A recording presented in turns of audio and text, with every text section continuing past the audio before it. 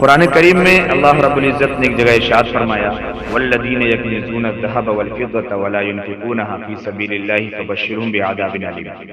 ایک جگہ اللہ نے فرمایا وانتم عاکفون فی المساجد، اور ایک جگہ اللہ نے فرمایا انا انزلناہ فی لیلۃ القدر، لیلۃ القدر خیر من الف شہر۔ میں جلدی جلدی میں مختصر باتیں کر رہا ہوں، سب اس کا دھیان رکھیے گا۔ امی عائشہ رضی اللہ تعالی عنہ کی حدیث ہے، آپ فرماتی ہیں نبی اکرم صلی اللہ علیہ وسلم رمضان کے اخیر عشرے کا اعتکاف فرمایا کرتے تھے، یہاں تک کہ اللہ تعالیٰ نے آپ کو وفات تو جب تک اللہ تعالیٰ نے آپ کو وفات دی تب تک آپ رمضان کے اخیر عشرے کا اعتکاف کرتے رہے۔ پھر آپ کے بعد آپ کی ازواج مطہرات نے اعتکاف فرمایا، ہر سال اخیر عشرے کا اعتکاف فرماتے رہے۔ آپ کے وفات کے بعد ازواج مطہرات جو آپ کی بیویاں تھیں یہ اعتکاف فرماتی رہیں۔ حضرت ابن عباس رضی اللہ تعالی عنہ کی حدیث ہے کہ رسول اللہ صلی اللہ علیہ وسلم نے فرمایا کہ جو شخص اللہ کی رضا کے لیے ایک دن کا اعتکاف کرتا ہے تو اللہ تعالیٰ اس کے اور جہنم کے درمیان 3 خندقوں کا آڑ بنا دیں گے، اور ایک خندق کی مسافت یعنی ایک خندق کی جو دوری ہے یہ آسمان و زمین کی درمیانی مسافت سے بھی زیادہ چوڑی ہے۔ اب دیکھیں سبحان اللہ، ایک دن کے اعتکاف کی یہ فضیلت ہے تو رمضان المبارک کے آخر عشرے کے اعتکاف کی کیا فضیلت ہوگی۔ خوش قسمت ہیں وہ لوگ جو رمضان کی مبارک گھڑیوں میں اعتکاف کرتے ہیں اور ان تمام فضیلتوں کے مستحق ہوتے ہیں۔ حضرت ابن عباس رضی اللہ تعالی عنہ سے روایت ہے رسول اللہ صلی اللہ علیہ وسلم نے فرمایا اعتکاف کرنے والا گناہوں سے محفوظ رہتا ہے، اس کی تمام نیکیاں اسی طرح لکھی جاتی رہتی ہیں جیسے ان کو خود کرتا ہو۔ فائدہ کیا ہے اس حدیث میں؟ دیکھیے اعتکاف کے فوائد، 2 فائدے بیان کیے گئے ہیں۔ ایک یہ کہ جو اعتکاف میں ہو وہ جتنے دن اعتکاف کرے گا اتنے دن گناہوں سے بچا رہے گا، کیوں؟ اعتکاف میں گناہ کرنا منع ہے، گناہ نہیں کر سکتے آپ۔ دوسرے وہ نیکیاں جو باہر انسان کرتا تھا یعنی اعتکاف کے بغیر، مثلا مریض کی عیادت کرنا، جنازے میں شرکت کرنا، کوئی مر گیا تو دیکھنے جانا، غربا کی امداد کرنا، اس طریقے سے آپ کا دینی مجلس میں حاضری ہونا وغیرہ، تو اعتکاف کی حالت میں ان کاموں کو آپ نہ بھی کریں گی تب بھی ان کاموں کا ثواب آپ کے نامہ اعمال میں لکھا جائے گا۔ یہ خاص فائدہ اللہ رب العزت نے بیان فرمایا ہے۔ ٹھیک، ایک حدیث میں آتا ہے کہ جس نے اللہ کی رضا کے لیے ایمان کے ساتھ اور اخلاص کے ساتھ اعتکاف کیا تو اس کے پچھلے تمام گناہ معاف کر دیے جائیں گے۔ تو یہ سب جو ایسے فضیلتیں ہیں، ان تمام باتوں کو سمجھنا اور جاننا ضروری ہے۔ ٹھیک ہے، اسی طریقے سے اعتکاف کا فائدہ یہ ہوتا ہے، سب سے بڑا فائدہ اعتکاف کا یہ ہے، امی عائشہ رضی اللہ تعالی عنہ فرماتی ہے کہ رسول اللہ صلی اللہ علیہ وسلم رمضان کے آخر عشرے میں اعتکاف فرماتے تھے اور یہ بات بیان فرماتے تھے کہ لیلۃ القدر کو رمضان کی آخری راتوں میں تلاش کیا گیا۔ اعتکاف سے سب سے بڑا فائدہ یہ ہے کہ انسان لیلۃ القدر کی جو رات ہے اس کو پا لیتا ہے، جس کی فضیلت 1000 مہینوں سے زیادہ ہے۔ ٹھیک ہے، تو اس لیے اعتکاف کی ہمیں فکر کرنی چاہیے اور کوشش کرنا چاہیے کہ اعتکاف کریں۔ دوسری چیز، اب 2-4 مسائل سمجھ لیجئے۔ رمضان کے آخر عشرے میں جو اعتکاف کیا جاتا ہے اسی کو سنت موقدہ اعتکاف کہتے ہیں۔ اس کے علاوہ اگر کوئی رمضان میں سنت موقدہ اعتکاف یہ 20ویں روزہ کے عصر کے وقت سے نیت کر کے بیٹھ جانا ہوتا ہے، عورتوں کو گھر میں اور مردوں کو مسجد میں۔ اگر کوئی 20 کو نہ بیٹھ پایا، اب 20 کے بعد اگر کوئی اعتکاف کرنا چاہے تو اعتکاف کر سکتا ہے، لیکن وہ اعتکاف نفل ہے، سنت نہیں ہے۔ ٹھیک ہے، اس طریقے سے اعتکاف کی ایک اور قسم ہوتی ہے واجب۔ واجب وہ اعتکاف ہوتا ہے کہ انسان منت مان لے، نظر مان لے، یا کہہ دے کہ ہم نے اتنے دن کا اعتکاف اپنے اوپر لازم کر لیا، ہم اتنا اعتکاف ضرور کریں گے، تو پھر اس کو واجب اعتکاف کہتے ہیں، وہ کرنا ضروری ہوتا ہے۔ باقی سنت کریں، سنت کا یہ سارا ثواب ابھی آپ نے کتاب میں سنا، پڑھی گئی حدیث سنی آپ نے، اور نفل میں بھی آپ کو ثواب ملتا ہے۔ تو اس طریقے سے آپ کو اعتکاف کا خیال رکھنا ہے۔ ٹھیک ہے، اعتکاف کے لیے 2-4 چیزوں کا شرط ہے، یہ بھی پتہ ہونا چاہیے۔ ایک تو یہ کہ اعتکاف کرنے والا عقل مند ہو، کسی بچہ کو یا کسی پاگل کو زبردستی نہیں بیٹھا دینا ہے۔ کوئی ہبڑی ہے جس کا دماغ ہی نہیں کام کرتا، بیٹھا دو اس کو تاکہ سکون سے رمضان گزرے، ایسا نہیں چلے گا۔ جس کا دماغ کام کرتا ہے، ٹھیک ٹھاک آدمی، اس کو بیٹھنا ہے۔ دوسرے، اعتکاف کی نیت کر لینا ہے کہ اب میں اعتکاف میں بیٹھ رہی ہوں، میں اعتکاف میں ہوں، بس یہی نیت ہو گیا اس کا۔ مرد کا مسجد میں اعتکاف کرنا ہے، مرد اور عورت کا جنابت یعنی غسل واجب کی ہونے والی حالت سے پاک ہونا ہے۔ ٹھیک ہے، یہ شرط کے اعتکاف کے جائز ہونے کے لیے شرط ہے اعتکاف کے لیے، لہٰذا اگر کوئی شخص حالت جنابت میں اعتکاف شروع کر دے تو اعتکاف تو صحیح ہو جائے گا لیکن یہ شخص گناہ گار ہوگا، ٹھیک ہے۔ اس طریقے سے عورت کا حیض و نفاس سے خالی اور پاک ہونا بھی ضروری ہے، لہٰذا یہاں پہ ایک مسئلہ کی میں وضاحت کر دے رہا ہوں تھوڑا سا، کہ اگر آپ میں سے کسی کا وقت اس طریقے کے دنوں میں پڑتا ہو، اگر آپ کو پتا ہے کہ ہمارے ایام ان آخری عشرے میں پڑنے والے ہیں تو وہ اعتکاف نہیں کریں تو زیادہ اچھا ہے، کیونکہ اگر سنت اعتکاف کر لیں گی اور اگر یہ دن آ جائے گا تو اعتکاف ٹوٹ جائے گا، اور جتنا اعتکاف ٹوٹے گا اتنا رمضان کے بعد آپ کو قضا کرنا پڑے گا، لہٰذا آپ سنت نہ کر کے نفل کریں تو زیادہ اچھا رہے گا، تاکہ جو ٹوٹ جائے گا تو بھی کوئی فرق نہیں پڑے گا، اور جب آپ پاک ہو جائیں گی تب بھی کر لیں گی، اور اگر کسی کے دن پاک ہو چکے ہیں تو پھر ان کو اس بات کی کوشش کرنی چاہیے کہ وہ اعتکاف سنت میں ہی بیٹھیں، اعتکاف سنت ہی کریں، یہ آپ کا مسئلہ تھا، ٹھیک ہے۔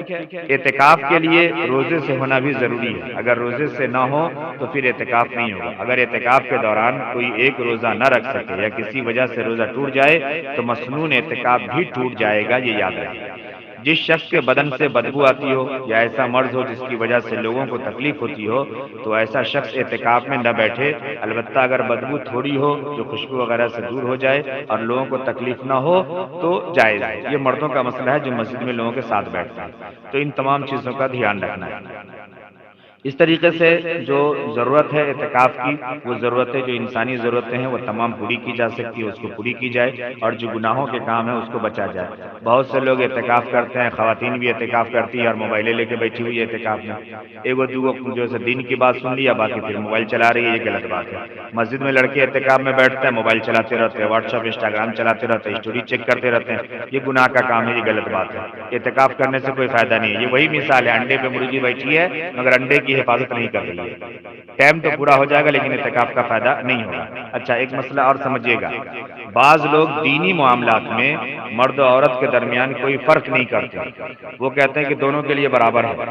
مرد و عورت کے مساجد میں، عیدگاہوں میں اور اعتکاف میں اکٹھا کر دیتے ہیں، کہتے ہیں سب برابر ہے، ایسا نہیں ہے۔ انگریز نے، اسلام کے دشمن اور ایمان کے دشمن نے دنیاوی لبادہ اوڑھ کر، یعنی دنیا کا فائدہ دکھا کر، دنیا کی کامیابی دکھا کر مرد و عورت کی تفریق کو، مرد و عورت کے فرق کو ختم کر دیا، اور آج کل کے کچھ غیر مقلد مسلمان یا آج کل کے کچھ کہلانے والے مسلمان بھی جو مسلمان کہلاتے ہیں اپنے کو، وہ بھی دین کا لبادہ اوڑھ کر، یعنی دین کا نام دے کر، دین بتا کر، دین سمجھا کر کے مرد و عورت کے درمیان جو فرق تھا، تفریق تھی، اس کو ختم کر دیا۔ حالانکہ مرد و عورت کے طریقے عبادت میں فرق کا ہونا یہ عقل بھی کہتی ہے اور نقل بھی کہتی ہے، دونوں کا تقاضا ہے۔ دیکھیں، عبادات دو طرح کی ہیں، ایک عبادت ہے بدنیہ یعنی بدن سے جو عبادت کی جاتی ہے، اور ایک عبادت ہے مالی۔ اب سمجھے، مرد عورت چونکہ مال میں فرق نہیں ہے، یعنی نصاب زکوٰۃ جو مرد کے لیے شرط ہے وہی عورت کے لیے شرط ہے، ٹھیک ہے، تو زکوٰۃ وغیرہ میں فرق نہیں ہے، اس لیے عبادات مالیہ میں بھی کوئی فرق نہیں ہے۔ زکوٰۃ اگر عورت کے پاس پیسہ ہے تو اتنا ہی زکوٰۃ وہ بھی دے گی، اور مرد کے پاس پیسہ ہے تو وہ بھی اتنی ہی زکوٰۃ دے گا۔ مرد اگر سونا چاندی کا رکھتا ہے، اگر کاروبار کرتا ہے یا خرید کے رکھے ہوا ہے یا بیاہ والا انگوٹھی سنبھال کے رکھے ہوا ہے تو اس کو مرد کو دینا ہے، اور اگر عورت کے پاس زیور ہے عورت کو دینا ہے، برابر ہے۔ لیکن اسی کے برخلاف جب مرد عورت کے جسم کی بات آتی ہے تو جسم کی ساخت میں فرق ہے، مرد کے جسم کی بناوٹ الگ ہے، آپ عورتوں کے جسم کی بناوٹ الگ ہے، جب بناوٹ الگ ہے تو لا محالہ ان دونوں کی عبادت بدنیہ میں فرق ہوگا، بدنی عبادت میں کیسے فرق ہوگا آپ سمجھیے، چند باتیں میں عرض کر رہا ہوں جلدی۔ مرد رمضان کے پورے روزے رکھتا ہے، جبکہ آپ عورتیں مخصوص ایام میں روزے نہیں رکھ سکتی، یہ فرق ہے آپ کے جسمانی بناوٹ کی وجہ سے، ٹھیک ہے۔ اسی طریقے سے جو حج کا نصاب ہے وہ مرد کے لیے بھی ایک ہے، عورت کے لیے بھی ایک ہے، لیکن مرد اکیلا حج کے لیے جا سکتا ہے اور عورت بنا محرم کے حج کے لیے نہیں جا سکتی، یہ سمجھنے والی بات ہے، یہ شرط ہے۔ احرام کے کپڑوں میں فرق ہے، مرد کا احرام کا کپڑا الگ ہے، عورتوں کے احرام کا کپڑا الگ ہے۔ مرد تلبیہ اونچی آواز سے کہتا ہے، یعنی اللہ اکبر وہاں جا کے جو پڑھتا ہے اللہم لبیک، مرد زور سے پڑھتا ہے، عورت آہستہ پڑھتی ہے۔ طواف کے درمیان مرد جو ہے اکڑ کے چلتا ہے یعنی رمل کرتا ہے اور عورت میانہ روی دھیرے دھیرے چلتی ہے۔ مرد احرام کی چادر بازو کے نیچے سے لپیٹتا ہے لیکن عورت کے لیے ایسا کرنا جائز نہیں ہے، اس کو اوپر سے ڈالنا ہوگا جیسے طریقہ ہے اس کا۔ اسی طریقے سے جو صفا اور مروہ کے درمیان دوڑا جاتا ہے صحیح ہے، اس میں عورت دھیرے چلے، عورت نہیں دوڑتی ہے لیکن مرد دوڑتا ہے، یہ سمجھنے کی بات ہے۔ اس طریقے سے مرد کے لیے حلق یعنی سر منڈوانا یہ افضل ہے،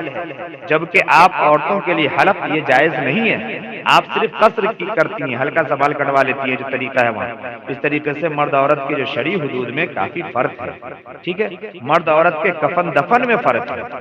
ٹھیک ہے، تو یہ سمجھنے کی بات ہے، یہ فرق بدن کے ساخت اور پردے کی وجہ سے ہے۔ لہذا اعتکاف میں چونکہ بدنی عبادت ہے اس لیے اس میں بھی فرق ہونا لازم ہے، اور یہ فرق قرآن و حدیث اور عمل سے ثابت ہے، ٹھیک ہے۔ اس لیے فقہاء کرام نے قرآن و سنت کی روشنی میں مسئلہ لکھا کہ مرد کے لیے اپنے محلے کی مسجد میں اعتکاف کرنا اور عورت کے لیے اپنے گھر کی مخصوص جگہ میں اعتکاف کرنا افضل ہے۔ اگر گھر میں 3-4 کمرہ ہے، کوئی ایک کمرہ کو نماز کے لیے خاص کر لیے جہاں خود بھی نماز پڑھا کرے اور گھر کی دوسری خواتین بھی نماز پڑھا کرے اور اسی جگہ میں اعتکاف کرے۔ اگر کئی کمرہ نہیں ہے، ایک ہی کمرہ ہے تو کوئی ایک کونا، کوئی ایک حصہ خاص کر لیجئے، وہاں پہ مصلی بچھا لیجئے، وہیں پہ نماز پڑھیے اور وہیں پہ اعتکاف کی نیت سے بیٹھی رہیے۔ جو ضروری تقاضا ہے، پیشاب ہے، پخانا ہے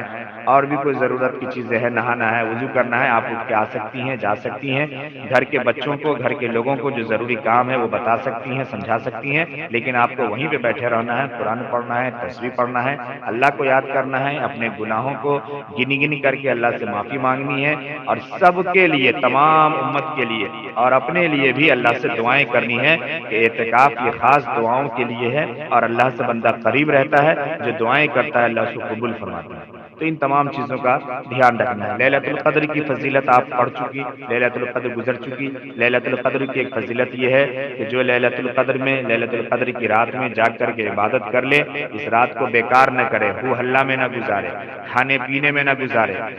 عبادت میں گزارے تو اس کے تمام پچھلے گناہ معاف ہو جاتے ہیں۔ یہ ایسی رات ہے کہ اس رات کی عبادت اگر کسی کو مل گئی تو یہ 1000 راتوں کی